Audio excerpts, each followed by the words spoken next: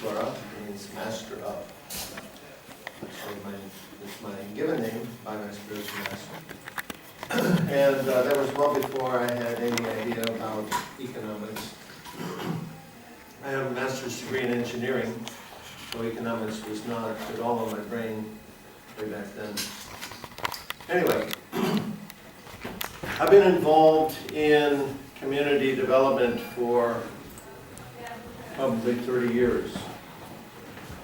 And in my experience, what I see is that many people, let's say, everybody has their own specific reasons why they may join a community. When we're talking about creating a different economic system or a different economic method, basically we're talking about community and development of community, because it's like-minded people who are going to come together to interact in that specific way. So there's, you have to stop at 1, is that correct? I think you said so, yes, there was a break at 1 o'clock. Okay, so 15 minutes, so this is going to be rather short. 21 minutes. Yeah, 22. Thanks. So,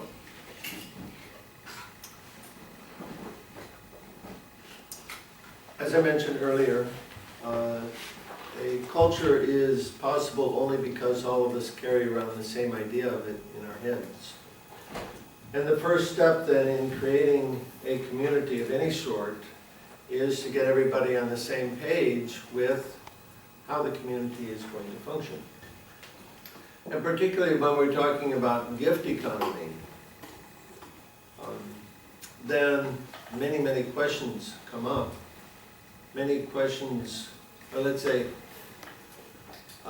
fears come up without even a question behind them, because we don't know how things are going to work. In this culture, we know how.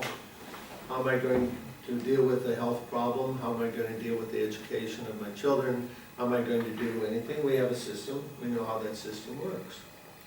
When we talk about changing the system entirely, then then we have to relearn everything. And in my experience, this is not always discussed, and even more surprisingly, many people don't want to discuss these things. Because we don't like to sit around and talk about, well, how are you going to do this, and how are you going to do that, and then we get into all kinds of speculations or arguments and so on, and it's difficult. There's a book written by a very experienced woman with community development. Her name is Diana Christian. She wrote a book called Creating a Life Together. If you're interested in community development, that would be a good book for you to get.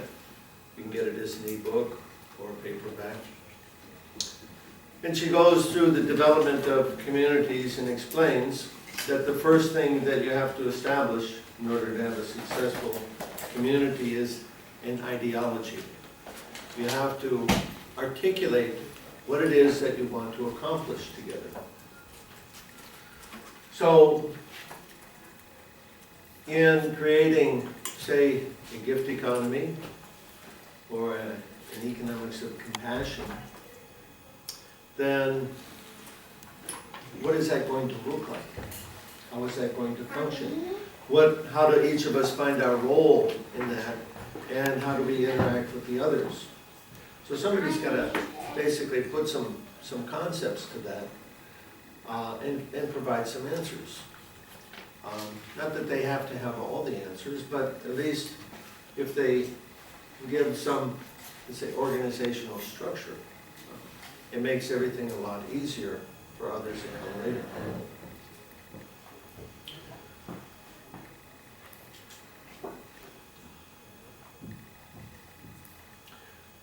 I'd like to, let's say, in what I say today, I'm going to focus as if I'm talking about developing a gift economy.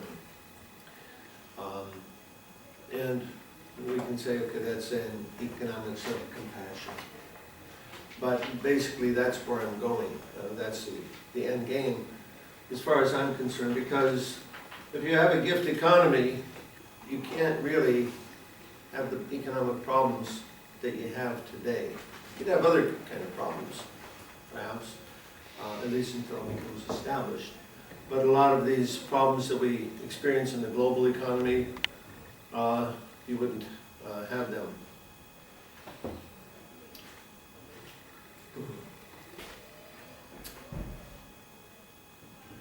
So what does it mean, economics of compassion?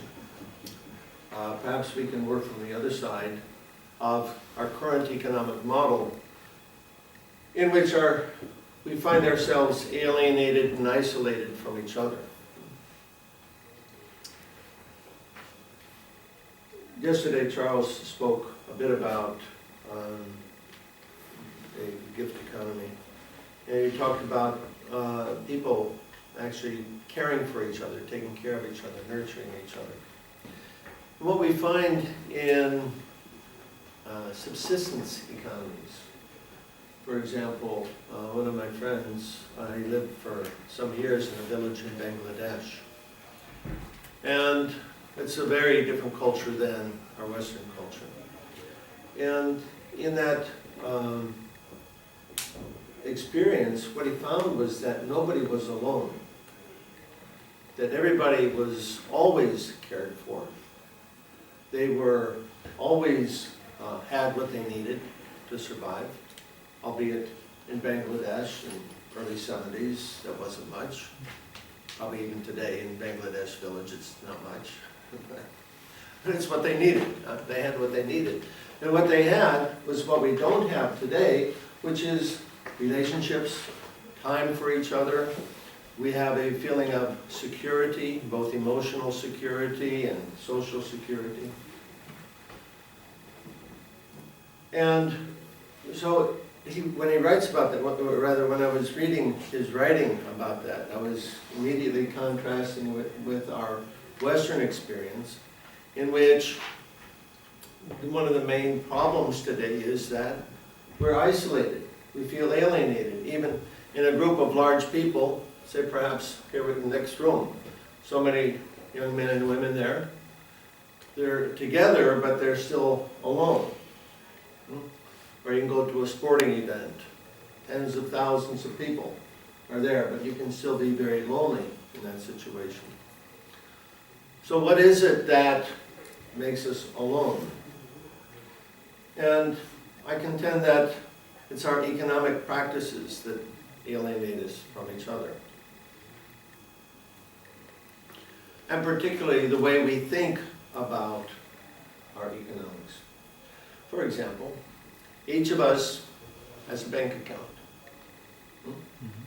And we use that money according to what we deem fit. We have the freedom to choose whether to pay our bills or to go out or to buy something, what have you. In our modern society, we've been, let's say, led to be individuals, to be independent. I don't know about your experience, but in America, this is pushed very strongly. The independent, strong individual who stands by themselves, takes care of themselves. You have the same experience? I see heads going like this. No. We have seen it in America. Huh? We have seen it in America, yes. Oh, Yes. well. It's not like that here in Denmark. No? Oh, okay, good. All right. And not as much, but it's being portrayed as an ideal by some political parties. Uh-huh, yeah. And there's a lot, I feel there's a lot of people agreeing with that ideal.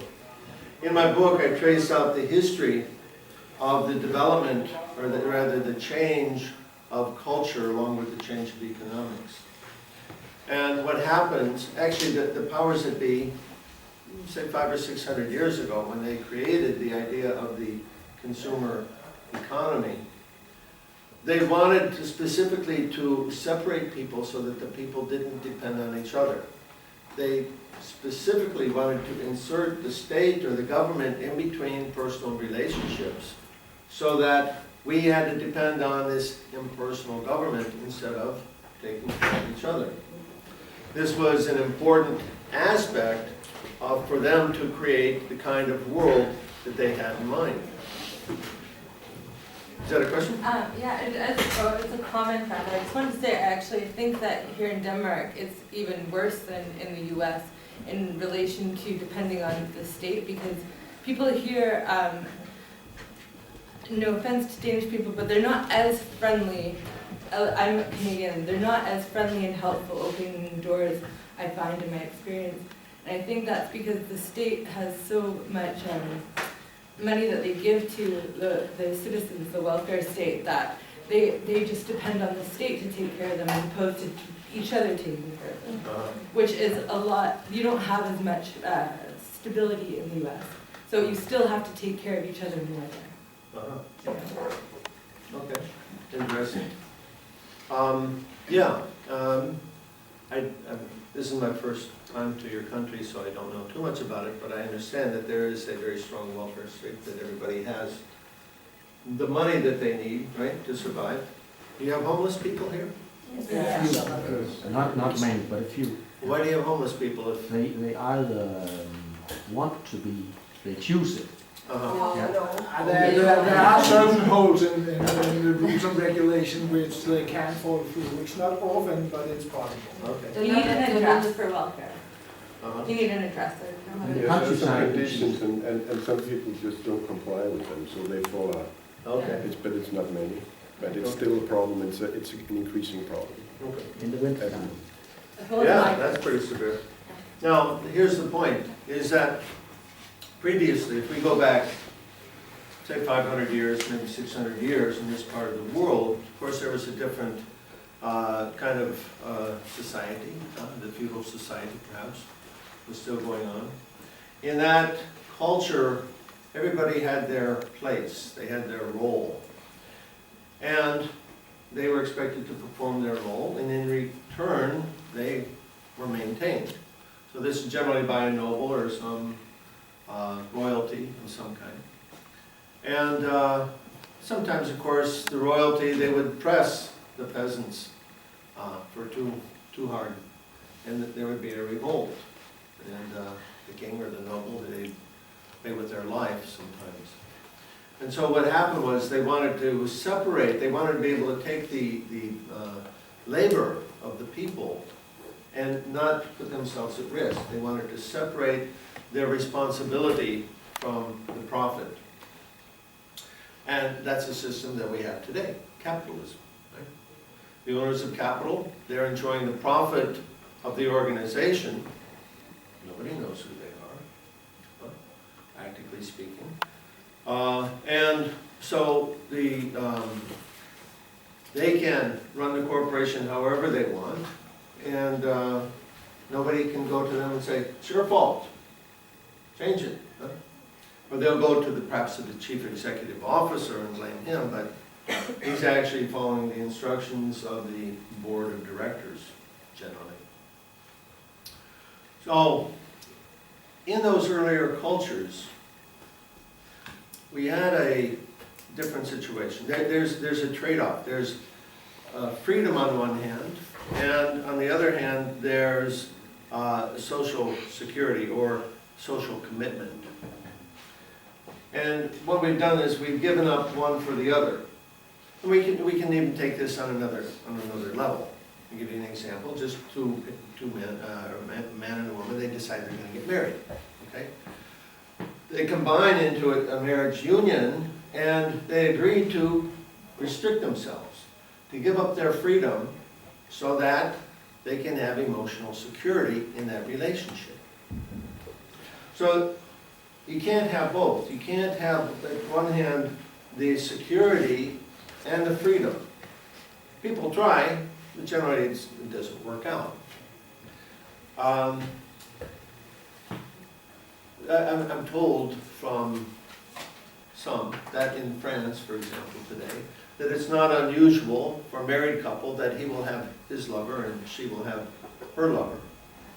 I don't know if that's how accurate that is, but imagine, you know, if you're getting married, you want to have the emotional security from your partner, then what emotional security do you have if they're flirting around or running around with somebody else? And they may decide that guy's better than you are. You know, forget it. Right? So that's our situation today. We have freedom, but we don't have emotional and social security. Maybe in your country, you may say social security in the sense of economic security, but in terms of social security, I mean, where we actually feel that we're a part of something, that we feel that we have a place. And this concept of place is actually quite important. Place means three things. Place means relationships with others, proper relationships with others.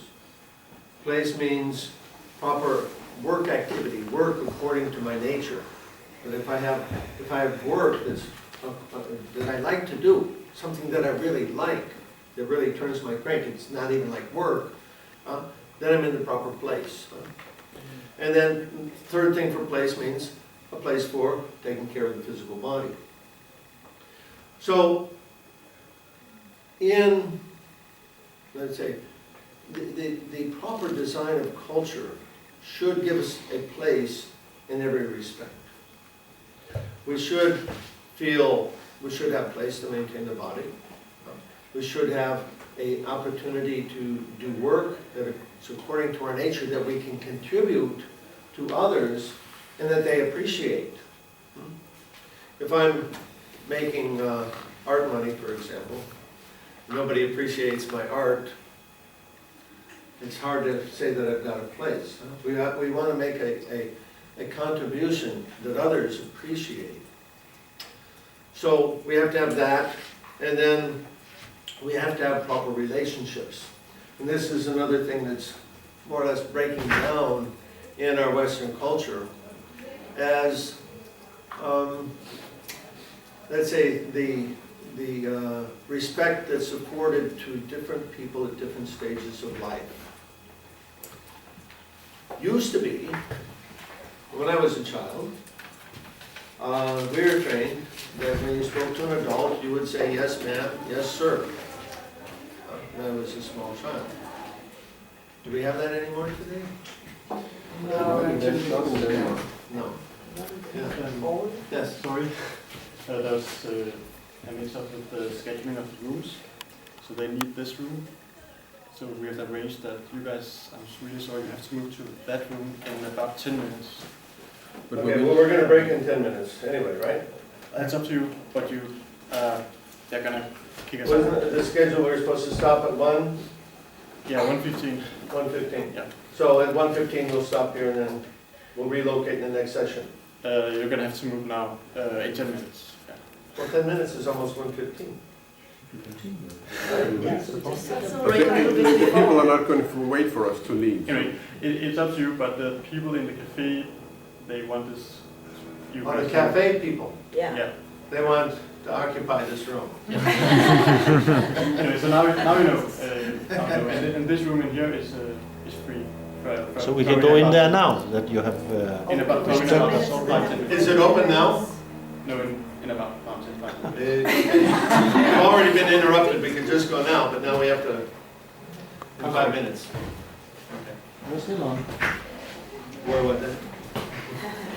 Mr. and Mrs. Oh yeah, so the children, the place in terms of relationships. Now, yeah, so in modern society, we're not learning that etiquette anymore. That a young person has the same status as an elder person. I remember, of course, when during the 60s, when things were changing so rapidly, the older people were, let's say at that point, given less respect because they didn't really know what's going on in the world today. And things are changing and evolving beyond what they understood, and so, you know, the young people would say, get with it, man, you know, come on, get with the program. You don't understand what's happening today. So it was difficult for the young people to afford proper respect to the elderly because the elderly were kind of out of touch with what was going on in the world. There's, but where's I going with that? It's about It respecting different respect ages. between generations. They couldn't earn the respect. I'm sorry? They were unable to earn the respect because the world was changing and then they stood still or something. That's good, that's good. And that's a good point, we can take up there. You know, in one sense, the elderly, generally, let's go back a little bit. Historically, because you've got the benefit of years and experience, you've got some wisdom. And with that wisdom, you're able to guide the younger generation what to do, what not to do, what to avoid, what to be careful of. And that would generally be good advice. When the world is changing so rapidly that people, the elderly people, they can't keep up with it. They get out of touch. They don't know.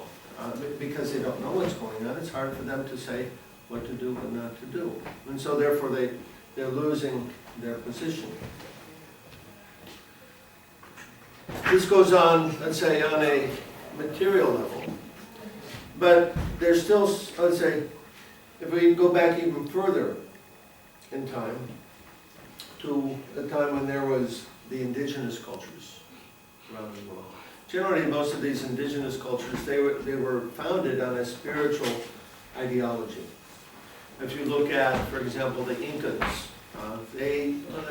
or any one of them, they have their concept, let's say, their way of answering the existential questions of life based on their spiritual tradition. With me there? Who are we? Where have we come from? What's the purpose of life? What happens after death?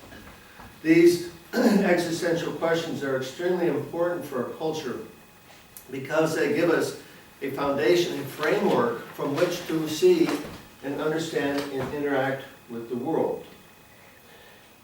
If I don't have the proper answers to those questions, I become a little unstable because, is that our cue? No, No? That's your cue. I just have to make the... If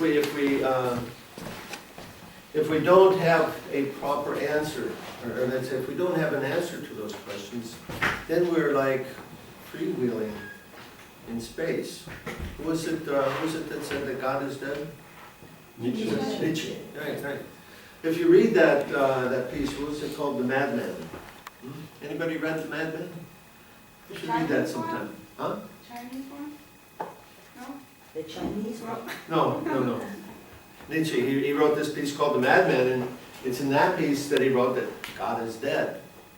Well, people just picked up that one-liner, right, that soundbite, but they left out the very important part of what he was trying to communicate there. And what the madman was doing, he ran into the square and he jumped up on the podium, he jumped up on the thing and said, "Hey, what have we done? We've unhooked the earth from the sun. Huh? We're freewheeling, we're spinning through space, we don't have any connection now." And what he was doing was saying that in our modern world, we've disconnected ourselves from God and we've created a disaster. Not that God is dead and good riddance. No, actually the opposite. That God is dead, and what have we done? Because we've got no way to actually relate to this reality anymore. Of course, we've been given another story to relate to that, to understand that. That story is that the Big Bang and then evolution, and here we are with the pinnacle of civilization. This is as good as it gets. No doubts about that. So, anyway, we have to have an answer to those, because then they give us a foundation from which to see and understand the world in a way in which to interact with it. Now, the elderly, traditionally, they would hold that space. They would be the persons who would give those answers to the young people, because anyone coming of age, young person, they want to know, what's this all about? What's going on here? So it's not necessarily that the elderly have to stay in tune with the times, but they have to ground everyone in terms of the spiritual connection with this material reality. And that's where they get their value from. It's from that they're able to earn their place in the culture. And that reason why the juniors should respect them.